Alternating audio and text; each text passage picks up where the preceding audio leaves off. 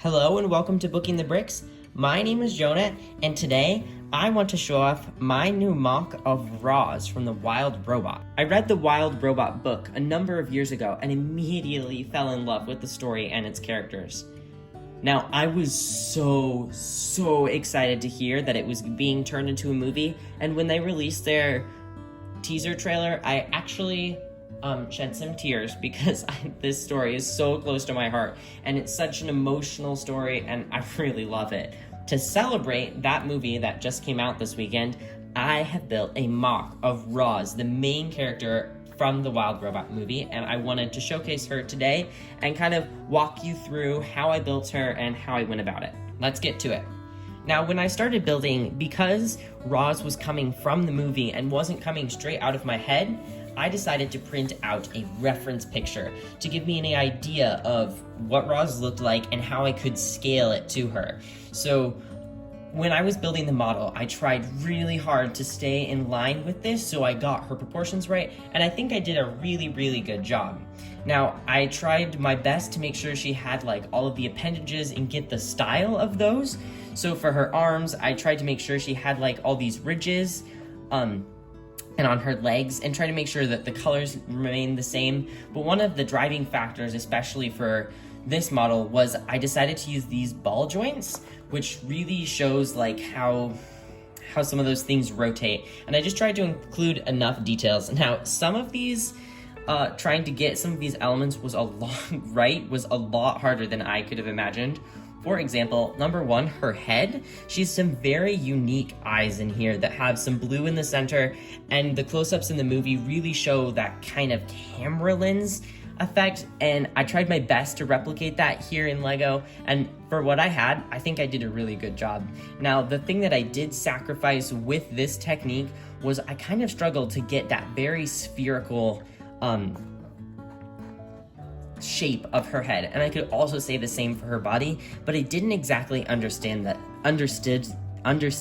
until I went and watched the movie, where in the movie both her body, her torso is almost an exact sphere. Now, this is not a bad representation, and I think it does a really good job of getting the job done, but I do think that there's probably a better option out there, and now that I've seen the movie, I'm really curious to see how I could improve upon that. Now, something very tiny, something that I will go and fix just because that's how I feel about it, but in the movie, the palms of her hands are black instead of white, so I know that's kind of cheesy and silly, but I will go back and fix that just because I want to.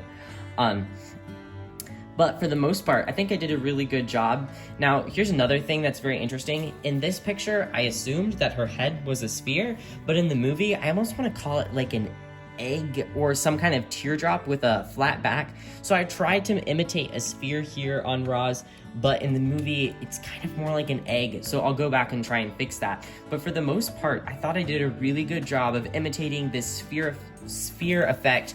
And then also, there's so many different layers to her body and her torso, and I tried to make sure that this like dark gray, black echoed like on her neck and echoed on her arms and legs, and then also echoed in this, I almost want to call like a chest plate. It like wraps her whole entire body, and I think you can get that here with the white, but I think it does the job. But then I also wanted to make sure you saw that gray above and below, and then also the dark gray just above and below, but also retain that sphere effect. And I really love this. This was definitely the most fun thing to put together. Now, the way I did this was very complicated. Not very complicated, but more complicated than I anticipated it to. So to kind of start off, I started with this 5 chest plate, which was actually really hard because I decided to use an odd number for going across. So that was a little bit of a struggle, but I think it ended up being okay in the end. And then the thing that brought up was there's this divot here, and to fill that in, I used a 1x3 plate, and then that made this sit pretty flush. Now, if I was gonna do anything with that, I wanted to make sure that it came out and sat flush with the rest of this torso here. So I used all these different jumper plates so that it could come out a little bit. So that's where my next section went, which was using also more snot bricks, or snot bricks, I don't know, to make this jut out a little bit more. And then I used a combination of 1x2 slopes and 1x1 cheese slopes to get that effect of the roundness, and continues this kind of like gray section. Now the next section was the dark gray, but I needed to fill in this spot, and I also really wanted to make sure that this sat flush. And some of my original prototypes, I guess you could call them, for Roz, there were lots of gaps in between the different layers of her, and I really wanted to make sure there weren't. And the best thing I came up with was if I stuck a 1x3 plate on top of these snot wedges, which it fit the gap perfectly and made sure it sat flush. And then I used these 1x1 cheese wedges to make the bottom of that sphere effect. And then I replicated the same thing on the back, and then used some more snot bricks to make sure that everything connected in between. And then all that was left to do was to stick it on her torso. Now, there's Roz, and that's a little bit about kind of, not the struggles, but the different thought process I went through. Now, I'm going to also share with you some of the kind of drafts of Roz, and that has a very, very, very different look, and we'll give you a little bit of insight into some of my original ideas that definitely didn't turn out, but yeah, so that'll be up next. Alright, to start off, this was kind of like my first go at Roz. You can see she has the same kind of shape for her legs and her arms that she does in the beginning, but you will notice that her head in particular and her torso are very different from how they turned out. Those gaps, you can really see those, and those eyes, not great. It does have that camera effect, but they're so close because her head at this time was two studs, and then I moved to 3, and also her body at this point was 6 studs wide, which wasn't what I ended up going with.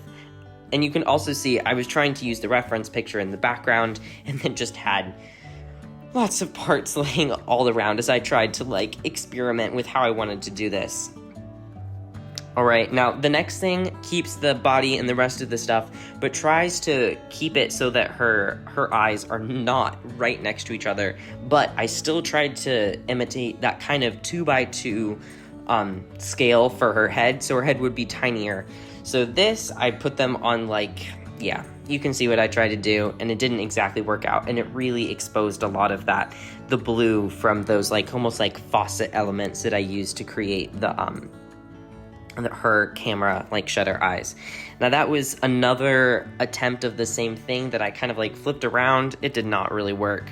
Now this was the first time that I tried the 3 stud wide head, and I really liked it because it put space between those eyes. It wasn't, and more closely reflected what you see in the picture because her eyes are not that close together, and I also felt more confident that I would be able to cover up the blue from those faucet pieces with the 3 stud head and get more of that sphere shape. Now onto this one. This is pretty much the design I went for with that 3 stud head. And you can really tell in this picture specifically this more circle shape overall. Now at this stage I haven't gotten the back to be more spherical, it was much more just the front, but that was kind of the idea that I was going for, and still no more change to pretty much anything else. Now this next picture is the first kind of thing where I was experimenting with her torso. Now in the previous one, her torso is still 6 studs wide, but in the next one, you can see I've gone to that 5 stud base and being technically 7 studs at the top, but I've gone to the base being 5 studs wide. And in this one, I really liked this one, and actually I felt like it was a really good creation of using a bunch of different methods, and was a really good mech torso, but for Roz, it didn't really reflect the picture I had in the background. Like, you can see how, yes, it's reminiscent, but it really, really doesn't retain that circle shape that I was looking for. So I decided to try and keep going a little bit more to try and get that. Now this one does have some of those gaps that I was really trying to fill in, and I worked really hard to make sure that weren't there. So that was another problem with this one. Now, this one I think is pretty much the same thing. This one, I was trying to experiment more with that circle shape, but I really just wasn't getting there. I was like part of the way there. Yeah, it wasn't there all the way. Same kind of thing, except I was trying to fill in more of those gaps and trying to do a better job of it, but it wasn't all the way there. And then finally, after a really long time, I was really able to finalize kind of that idea that I liked with the cheese wedges and the snot. It was really good. Yep. And then that was kind of the final one. I think that's it. Oh yeah, and then I went and put her in my house to kind of like take some pictures, which was fun. But that's how I got there. Now that I've seen the Wild Robot movie, I cannot wait to upgrade Roz so she is even more accurate. I also am toying with the idea of creating a full-fledged, large-scale MOC that would include Roz, Bright Bill, and other main characters from the movie in a large-scale, kind of something bigger. All right, there you go. That's a little bit about kind of the stages that Roz went through to get to this model. Now, also, if you have not seen already, I've posted 2 YouTube shorts showcasing some photography I did of Roz at a beach here in the town that I live in, kind of to showcase Roz like going about in nature as she does in the Wild Robot movie, and discovering Bright Bill the Gosling that contains a lot of the story of the movie and the book. And so if you haven't checked those out already, I will put links in the description so you can see those shorts, because that photography was really fun to take. And thank you for watching, and I hope you enjoy the rest of your day. Don't forget to like and subscribe if you liked this video and want to see more. And thank you so much for your support.